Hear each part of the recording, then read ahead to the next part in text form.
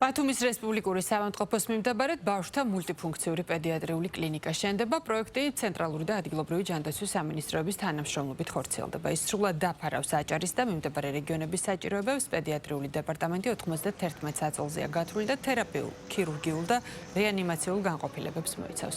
შენობის პირველ სართულზე ჰემოდიალიზის ცენტრიც მოეწყობა.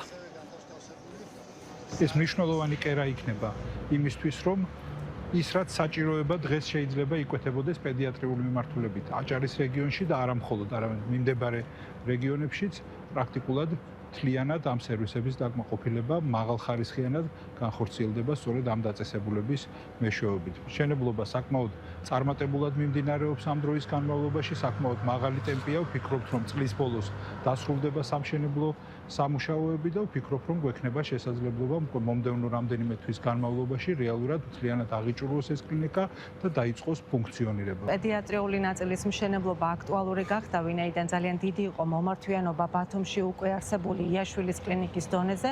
ამიტომ ჩვენ უკვე რამდენიმე წლის წინ მივიღეთ აღნიშნული გადაწყვეტილება და რამდენიმე თვეში სრულდება ეს მშენებლობა აქტიურ ფაზაში. პედიატრიულ ნაწილთან ერთად გეგმიური დიალიზიც მოინაცვლებს ახალ შენობაში.